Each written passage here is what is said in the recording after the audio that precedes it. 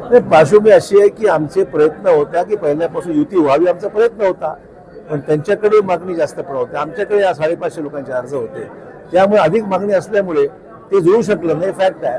आता निवडणूक झालेली आहे, निकाल लागलेले आहेत आणि एकनाथ शिंदेचं माझं बोलणं झालं या विषयावर. तर त्यांनी म्हटलं की त्याला युती घ्यायला बरं होईल, त्यामुळे आम्ही तो निर्णय घेतला की सोबत घेऊन काम करायचं. हे त्यांचं व्यक्तिगत मत असेल, ज्यांनी आरोप केले त्यांचं व्यक्तिगत, हे काही शिवसेनेचं मत म्हणता येणार नाही, त्याचं व्यक्ती म्हणू शकतो. अशा आरोप प्रत्यारोप अर्थ नाही, जो पण ते पुराव्याविषयी काही बोलत नाही तो अर्थ नाही. की आरोप प्रत्यारोप राजकीयदृष्ट्या मोटिवेटेड आहेत. हा काही शिंदे सेनेचा हा निर्णय आहे असं मला तरी वाटत नाही.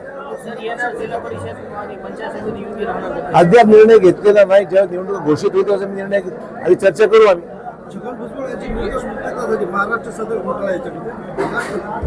असं की शेवटी कोर्टाचा निर्णय, ईडीचा निर्णय जो काय आहे तो त्यांच्या बाजून लागला आहे, तर ती निश्चित समाधानाची गोष्ट आहे. महापालिकेचा अजेंडा नेमकं काय आहे? आमचा जाहीरनामा हाच आमचा अजेंडा. येत्या पंचायत समिती जिल्हा परिषद निवडणुकांमध्ये धनुष्यबाणाशिवाय शिंदेच्या पक्षाला निवडणुका लढवा लागतील असं भाकीत जे आहे राऊतांनी केलेलं आहे. असे राऊतांच्या बोलण्यावर विश्वास कसा ठेवायचा? शेवटी हा विषय न्यायप्रविष्ट आहे. न्यायालयात जो निर्णय होईल चिन्हा संदर्भामध्ये किंवा त्यांच्या पक्षाच्या बाबतीमध्ये, तो निर्णय लागल्यानंतरची पुढची गोष्ट आहे. अजून काय तसं झालेलं नाही. राष्ट्रवादी शिवसेनेला बिनशर्त पाठिंबा दिलेला आहे. कुठे? अपक्ष विजयी झाले मिनल पाटील, त्याने बिनशर्त शिवसेनेला पाठिंबा दिलाय. आज तुम्ही 49 धरायला 50 होतील का?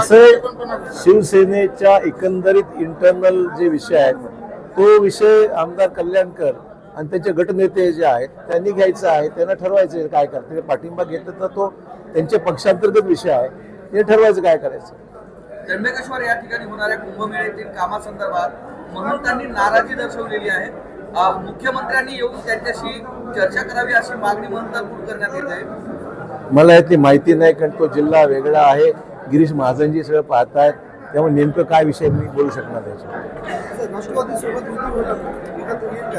राष्ट्रवादीच्या कुठल्याही नेत्यांशी आमचा संपर्क नाही किंवा त्यांच्याकडून कुठला पुढाकार नाही, त्यामुळे या गोष्टीवर मी आज काय बोलू.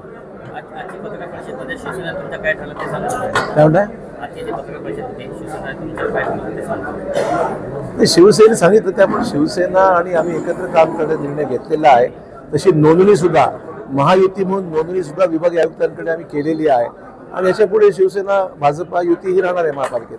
संजय राऊत म्हणतात की राज्यात लवकरच सत्ता परिवर्तन होईल. असे संजय राऊत हे अनेक वेळा बोललेले आहेत, पण त्यांची स्वतःची इच्छा असेल, पण तसं घडत नाहीये आणि होणारही नाहीये. सर हिंदी में बताइए, आज शिवसेना के साथ जो आपकी यूपी हुई महानगरपालिका में 45 बीजेपी क्या है उनके 4 हैं, तो क्या देखिए आज हमने भाजपा और शिवसेना इनकी महायुति हमने घोषित की है. इनके 4 नगर सेवक और भाजपा के 45 49 नगर सेवकों की युति रहेगी इस महानगर पालिका में. ऐसी हमने रजिस्ट्रेशन भी जाके डिविजनल कमिश्नर के पास